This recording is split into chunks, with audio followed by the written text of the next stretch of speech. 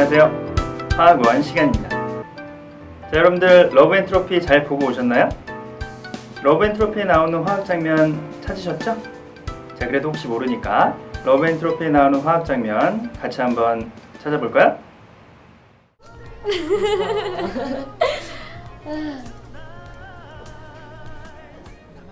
아우, 왜 물을 그렇게 급하게 마셔? 그렇게 목이 말랐어?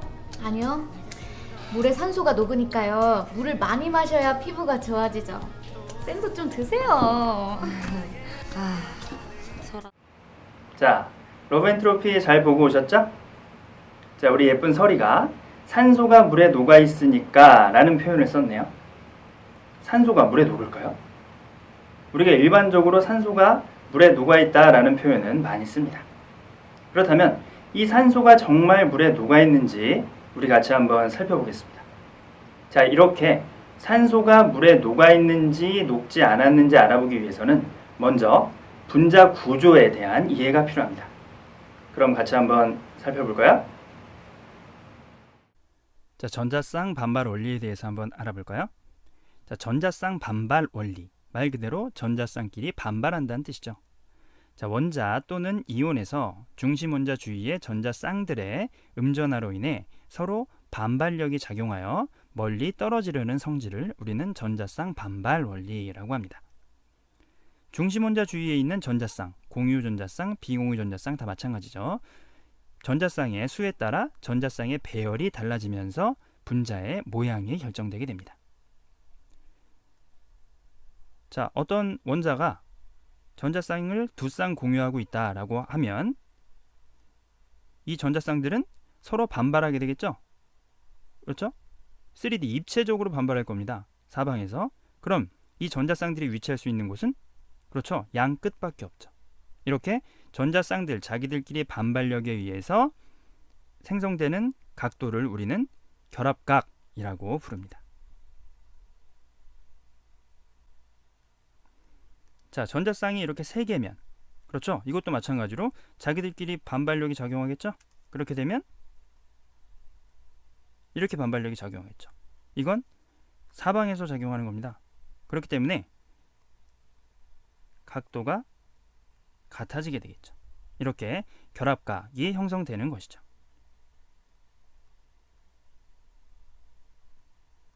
자, 만약에 전자쌍이 4쌍이다 라고 하면 마찬가지죠. 이것도 사방으로 자기들끼리 미는 반발력이 작용합니다. 그러면 모양이 이렇게 사면체 구조로 나타나게 됩니다. 자, 전자쌍의 반발력의 크기를 보면 자, 공유 전자쌍끼리의 반발력, 비공유 전자쌍끼리의 반발력, 공유 전자쌍과 비공유 전자쌍끼리의 반발력이 존재하겠죠? 자, 이건 결론부터 말씀드리면 비공유 전자쌍끼리의 반발력이 가장 크고 공유 전자쌍끼리의 반발력이 가장 작습니다. 자, 이유는 어떤 중심 원소가 3개의 전자쌍을 가지고 있다라고 가정할 때 한 전자쌍이 다른 어떤 원소와 공유하는 전자쌍이 된다면 이 전자쌍의 위치는 그렇죠. 여기 있을 수가 없죠. 아무래도 당겨지게 돼 있죠. 그렇죠. 그러면 이 반발력과 이 반발력의 크기는 그렇죠. 1번과 2번 반발력의 크기는 당연히 1번 반발력의 크기가 더 크게 되겠죠. 거리가 머니까 2번이 그렇죠. 그래서 비공유 전자쌍끼리의 반발력이 공유 전자쌍과 비공유 전자쌍끼리의 반발력보다 더 강하게 되는 것입니다. 여기도 마찬가지겠죠. 이렇게 되면 3번이 가장 작게 되겠죠. 자, 그럼 분자의 구조를 한번 알아볼 건데요. 첫 번째로 알아볼 것이 이원자 분자입니다. 자, 이원자 분자란 건 2개의 원자가 결합해서 형성된 분자를 이야기하죠. 자, 그래서 두 원자 핵이 동일한 직선상에 존재한다. 그럴 수밖에 없죠. 자, 예를 들어서 H2나 O2나 HCl이나 전부 다 이원자 분자인데 H끼리, O끼리, H와 Cl이 각각 공유 전자쌍을 공유하고 있기 때문에 H와 O와 Cl은 전부 다 동일한 직선상에 존재할 수밖에 없는 것이죠. 자, 그리고 삼원자 분자의 경우는 어떨까요? 자, 삼원자 분자의 경우는 중심 원소에 비공유 전자쌍이 없는 경우와 비공유 전자쌍이 있는 경우로 나누어 볼 수 있습니다. 자, 첫 번째로 중심 원소에 비공유 전자쌍이 없는 경우를 한번 살펴볼까요? 자, 예를 들어서 BeF2나 CO2 같은 경우죠.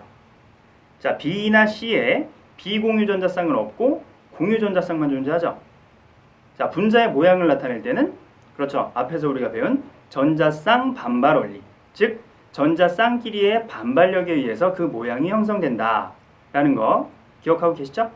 자, 그러니까 BeF2나 CO2 같은 경우는 공유 전자쌍들끼리의 반발력밖에 존재하지 않죠. 그러니까 각각 공유 전자쌍끼리의 반발력에 의해서 180도의 결합각을 보입니다.